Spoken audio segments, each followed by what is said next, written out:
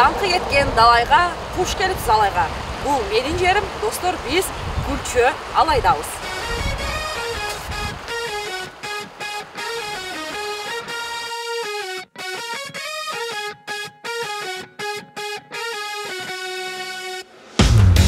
Алай, Алымбек датқа, Құрманжан датқа мекендеген жер. Эли улуу инсандардын колдонгон буюмдарынан бери аздектеп, даңктап келишет. Ар бир конокту жайлоо кымызы менен тосуп алган жер Алай.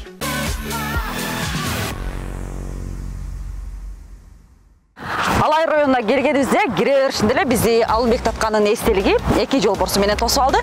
Негизинен Алай районуна келүү үчүн Ош шаарынан Келечек базарынын жанына жана эски автобекеттен такси кызматтары каттайт экен. Бир адамга баасы 130 сомдон 150 сомго чейин жетет.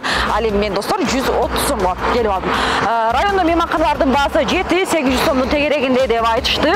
Ал эми жергиликтүү тургундар эң биринчи кайсыл жака барабы дегенде Алай ханышасы болгон Курманжан Датканын музейине сөзсүз башпаңыздар деп айтып жатышат. Демек, мен Алай району болгон сапарда эң биринчи Курманжан Датка музейине барам. Курманжан Датка Алай элин татыктуу жетектеген тайманбас аял катары белгилүү. Ошондуктан дагы алайлык аялдардан жашаган аймагын сурасаңыздар, Курманжан Датканын сиңдиси болом деп сыймыктанып айтып калышат. Абаса Датка эненин музейи Алайдын таап борборунда жайгашыптыр. Келиңиздер. Кандайсыз? Жакшы? Жакшы, рахмат. Кандайсыз? Бут кийим кийиш керекпи? Ого. Нерем тигилген? Кийиземби? Бул кийиштер тигилген. Сиз да кийип аласыз? Оператор, сен да кийип аласың. Бул эмнеге ичинде атайын ушинтип тигип чыксаңар, туристтер үчүн? Туристтер үчүн. Байлаш керек буну? Аркасына байлап аласыз. Ого. Өлчөмдөн чоңураак экен, бирок мына жип кармап турат экен. Сонун бахила. Кеттик, музейди кыдырып чыгабыз. Билетиңиз канчадан эми? Туристтерге 50 сом. Көрүүчүлөргө 20 сом. Кичинекейлик окуучуларга 10 сом. Мен 50 сомду кылам, Ички туристтерге 50 сом менен кирет экенсиз. Операторум экөөбүзгө?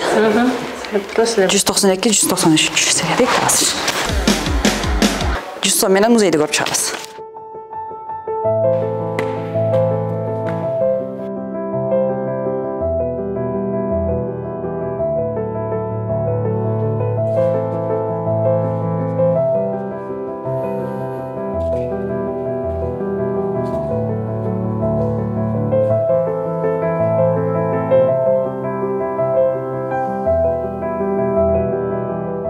Курманжан Датка музейинде негизден Курманжан Датканын өзүк буюмдары сакталган деп айтышат. Азыр угуп, азыр көргөнү келип атабыз. Мен оюмча бул баш кийимдери көйнөк болгон, көрүп атасыңар. Түймө менен козол тигилиптир. Мынакей. Алай ханышасы, Батыр энебиз, Курманжан Датканын элеси. Көргөндө ушундай формада элестетип көрсөк болот экен. Атайын козуп жасап коюштур. Мына илгертен сакталып келаткан буюм экенин билет экен, көрсөңөр. Камчысы, чайнек туткуч, Курманжан Датканын жай намазы дейт. Саламатсызбы эже? Сиз тааныштырасыз бул жак менен негизи келген коноктор? Булар каяктан топтогонсуздар? Бул жайнамаздарды, бул ошо Курманжан Даткага таандык буюмдарды Курманжан Даткан менен Алымбек Датканын урпактарынан келген. Ушу музей ачылган мезгилде урпактары бүт өздөрүнө кандай ушул эки биздин инсаныбызга таандык буюмдарды алып келишкен да. Алып келип тапшырышкан. Муну мисалы үчүн камчы да ошол таандык деп айтылат. Муну буюмдар ошол мезгилдеги Курманжан Датканын буюмдары тапшырылган эми, да. Мунун ичинде ошол мынакей бүт ошо урунган буюмдары деп бизге тапшырылган. Азырга чейин сапатында эле жогот болуптур, Анан мына өздүк буюмдарынан эң негизгиси мына жайнамасы, мына баштыгы, колкабы, мына саймасы ушул Курманжан Датканын өзүнө таандык буюмдары. Чапан баягы дарага асылган баласы бар эмеспи, Камчыбек. Ошо Камчыбектин чапаны болгон да. Ал дагы мындай аябагындай Сөлөкөттүү киши болгон окшойт го. Аябай чоң киши болгон деп айтылат. Чапанын портосын деген бар. Бiri 60 размер ғой. Реставрация кылып туруп үстүлөр. Үстүнө болгон. Кеткен реставрация кылынып калганда бул. Бул болсо мына мачет. Буну капаңга болбойт. Эми булар баягы дарыланган ошо. Бармагайла койсо. Ох, антибиотик. Манда деле окшобойт окшойм. Сон размер өлчөм аябай чоң. Мына ушу формадан эле билсек болот экен. Кандай адам болгон, кандай сөйлөкөттө болгон. Бул жакта сүрөттөр. Ошо биздин окумуштуу адамдарыбыз биздин райондо. Мынаке. Чыныгы Алайдын баатырлары Алымбек Татка Курманжан аткан сүрөттөрү. Сон кире бериште эле негизи Алымбек Татка менен Курманжан Татка тосуп алат экен бизде. Экинчи кабатка чыксаңар, музейдин мына ушундай кереметтер бар экен. Алымбек Татка атабыз, Курманжан Татка энебиз тосуп алат. Анан көрдүңүздөр азыр ушул канча жылдан бери сакталып келе жаткан өздөрүнүн буюмдары көрсөңөр болот экен. Сыртына дары себип коюлган, эми кармай албайсың, бирок ошентсе дагы кандай адамдар болгон, кандай буюмдарды колдонуп жүргөн. Мисалы мен бардыгын көрүп чыгып, көп маалыматка ээ болдум.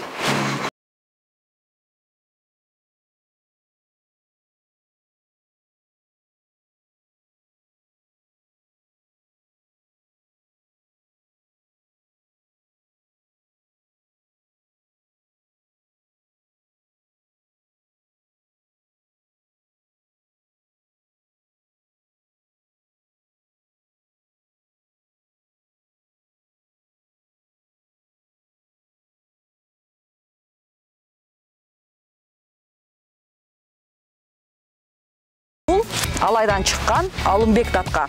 Алымбек Татка өз кезегинде бытыранда болуп жаткан түндүк түштүктөгү кыргыз элин бириктирүүгө чоң салым кошкон. Ошондой эле Кокон хандыгына чыккан беделдүү, эң мыкты мамлекеттик ишмер катары белгилүү.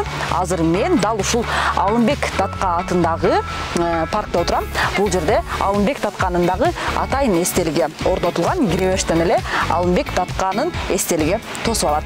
Дарактардын түрү аябай көп, жаңы отурулган көчөттөр, мурун көп жылдык дарактар дагы бар. Салкын ушул райондун кичинекей бөбөктөрүнөн тарта улгайган адамдар эс алып кетүүгө ыңгайланышкан жер. Өз кезегинде аттракциондор орнотулган, бассейндер бар экен. Паркта отурсаң, бүт райондун көрүнүшүн элестетесиң. Бир четине сени айланаңды бүт тоолор курчап турат, экинчи четинде Алайдын дарыясындагы суулардын шылдыраган үнү угуп, келген адамга кереметтүү эң сонун эс алууга шарт бар. Жөө ошондой эле велосипеддер менен паркта айланып эс алып жүргөн район тургундарын кезиктиребиз. Алай районуна келгенде эле эки чоң борбордук көчөсү бар. Бул жерде менин байкаганымча жөө жүрүүчү адамдар жери дагы, автоунаа жүрө турган жолдору дагы аябай таза. Мисалы ыргытылган кагаз таштандыларды, желим бөтөлкөлөрдү дагы кезиктирген жокпуз. Демек Алай районунда менин оюмча тазалыкка аябай көп маани берилет. Элибиздин накыл айткан сөзү бар. Суу ичкен кудуңа какырбада түкүрбө. Элдик салтка, маданиятка доо кетет. Ал түкүрсө, сен да кошо түкүрбө. Бөлүп коюп таштандыга бир жерди. Таза карма айрыкча чоң жолду. Үй таза, көчө таза болот деде го. Таштандыны таштабаса ой келди. Ата баба айткандарын унутпа. Чылымыңдын калдыгын ыргытпа. Окуп бүткөн колуңдагы гезитти алып баргын белгилеген тарапка. Эс алып отурган отургучту тебелебе. Кой деп айтса бирөөлөрдү жебелебе. Себичканын кабыгын топтоп алып, таштап кел, басып барып өзүң эле. Капа болбой жашаган заманага, үйрөнөлү маданияттуу жашаганга, кошумча түйшүктөрдү жаратпайды, тазалап алып жаткан адамдарга.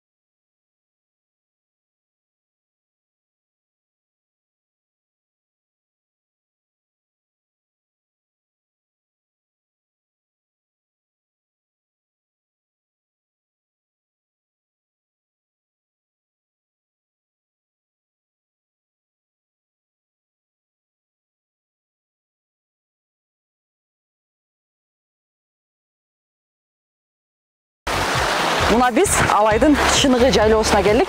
Көрүп атканыңыздардай бийик тоолор, бийик тоого чыксам дагы болмок. Бирок бул жагы кызыктуураак. Кантип эс алат, жарандар сонун эс алган шарттарды көрүнүп турат. Бирге көрөбүз кеттик. Саламатсызбы? Саламатсызбы? Кандайсыз, жакшысызбы? Кандайсыз, жакшысызбы? Кандайсыз? Кандайсыз, жакшысызбы? Жакшы, рахмат. Биз мына эс алуучу жерди көрөлү деп атабыз да, кандай шарттар менен боз үйлөр тигип коюпсуз? Келип түнөп дагы кетсе болобу? Кандай болот? Бу жерде түнөгөнгө болот. Азыр эми мына ооруга байланыштуу эки эле кыргыз үй турат. Болбосо 4-5 тигебиз. Ана мына жолдон өткөн туристтер келет, ночевка кылышат. Элдер келишет, эс алышат. Ушундай кызым. Баары жакшы, Кудайга шүгүр. Тоолорду эс алып кетишет, Анан тамак ашты ушул жерден жасап жеп отуруп кетсе болот. Тамак ашты бу жерде поварлар бар. 4-5 кыз бар. Олар ушу каалаган тамакты заказ кылышат. Кете беришет, кечке эс алат. Мынакей сонун достор, шартың болсо биринчиден, экинчиден акчаң болсо, үчүнчүсүдөн убактың болсо, келсеңиздер, атайын эс алууга мыкты шарт бар экен, түнөп кетсеңиздер болот экен, атайын тамактарды жасап беришет экен. Мынаты бир чети тоо, бир чети таза дарыянын суусу, анан албетте салкын жер, мындай шамал уруп турат, эң сонун жер. Көрүп чыксак болобу? Болот. Ал үстүнө мындай да. Bir adamga 100 somdan. Bir adamga 100 somdan. Bir adamga 100 somdan. Saardan geç geçeyi. 10 adam gelse 1000 som menen oynayıp keteveret. Tamak aşın büt oşol içinde jasap beret. Oturgan işini en arzan. Es alуу, tamak aş, boz үй, bir gün geçke es alуу. Болгону 100 som. 100 som болгон. Эң сонун. Мындай мүмкүнчүлүк достор. Bir adamга 100 som, тамактануу, эс алуу, бардыгы bir күнгө болгону 100 som. Мындай мүмкүнчүлүк бир гана Алайдын тоолорунда. Ооба. Саламатсызбы эже? Кандайсыз, жакшысызбы? Сонун керен экенчи. Мындай жасалгасын тартып алсаңыз болот.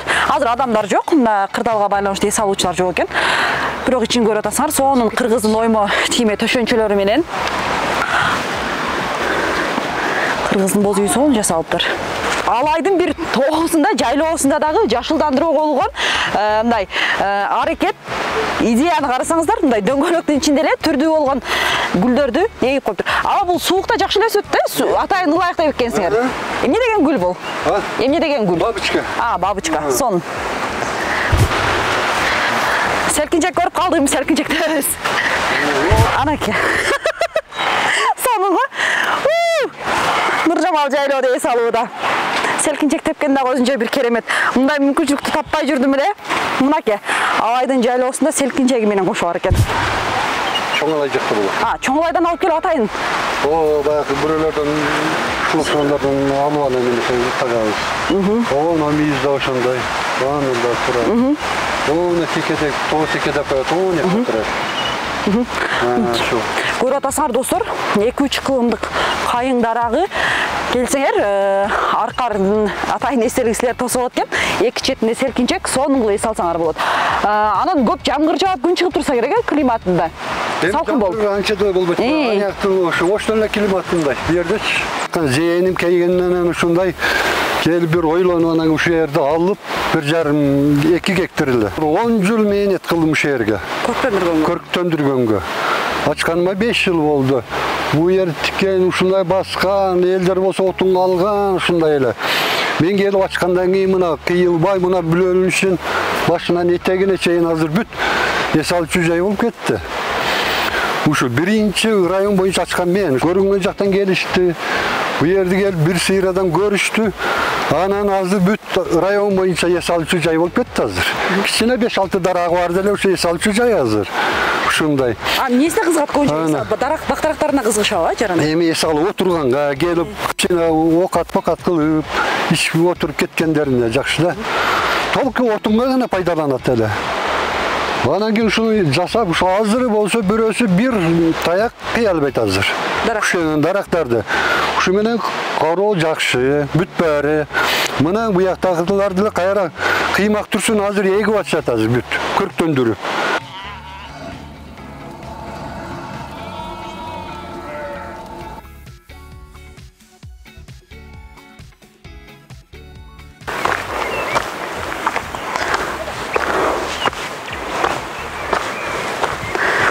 Достор, мына Гүлчөнөн жарым сааттык алыста жайгашкан кезектеги Капчыгай деген жайлоого келип алдык. Бул жерде баягы жолу бир аз начар болгону менен, бирок автоунаалардын баары түрүп эле кетет экен. Чыныгы тоого эми чыктык. Азыр алдыда кызыктар эмнелер бар. Алгач бир жарандын короосуна баш багып, эмибизди ырастап, андан соң силер менен Капчыгай жайлоосун айланып чыгабыз. Кандайсыз? Жакшы. Кирсек болобу? Кирсе болбойт. Мынаке, алайда тамагың болбосо да эмне каба кашың болсун деген сөздөр да чын чыгып атат. Саламатсыз, кандай жакшысызбы? Жакшы, келиңиз да. Өтө берели. Мурат. Канал, жигит. Короңуз кең эле го. Муну өзүңүз жасап чыктыңызбы? Ооба. Бул эмне деп аталат? Бул өзү неме да, живот град. Бул эме жанагындай неме, декоративный эле неме. Атайын коргондорго кире берстерге. Ого, өзүнчө сонун. Ого, арчаларыңыз да бар экен го. Арчалар бар мындай. Гүлдөрдүн түрү бар. Гүлдөр жакшы эле өсөбү мында тоодо? Карасаң эле өсөт да. Тамырдан караш керек. Барлык түрү бар экен, гүлдө. Көш керек. Мына сирийский сирень апат мынаны. Барлык бул розалар бар экен. Мыналар роза, мынада алиге неме, георгинанын түрлөрү бар. Мыналар күздө кышта ачыла турган гүлдөр. Карда келсең да гүл болот. Сон бактарактардан эле. Бактарактарды кыйган эмес, сактап калган. Ошол учурда чекелерине кичине кооздук берип койгон. Мына көрсөңөр, боз үйгө кирип кетип аткандай эле. Качан жасап коесуз ичин боз үй кылып? Эми киши келгенде даядан коебуз. Бул жерде салкындап отурасыңар. Алттан кийип салабыз, колду коебуз.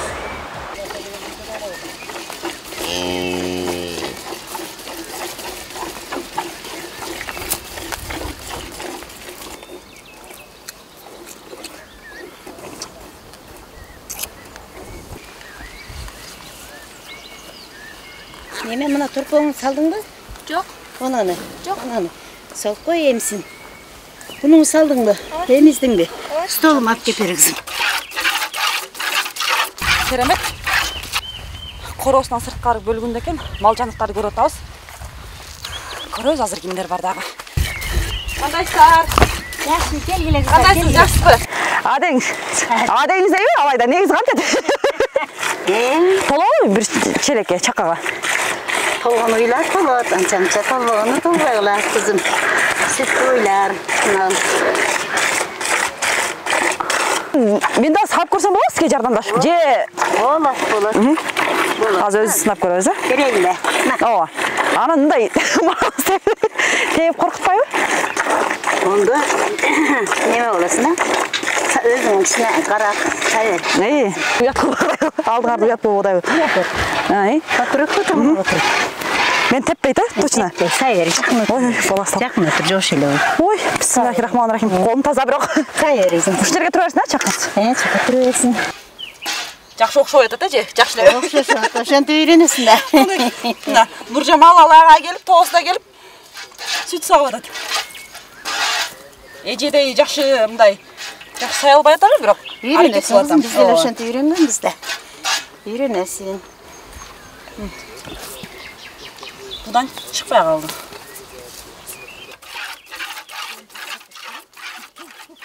Мейли. Болгону кичине сүт чыкты. Мейли кызым. Ошентип үйрөнөсүң. Бирок алайга келсек дагы 2-3 жолу келсек жакшы сүт саап берет.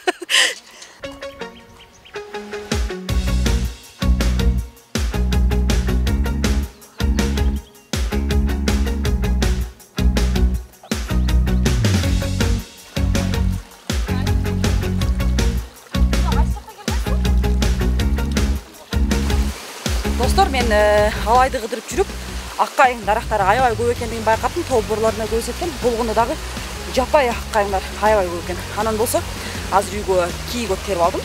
Кийгөт билесиңер да, көп дартка дагы жата калса, тамактарга дагы кургатып, анан ушул боюнча дагы кошуп колдонушат. Өтө витаминге бай дешет. Биз дагы үйгө барып колдонуп турабыз.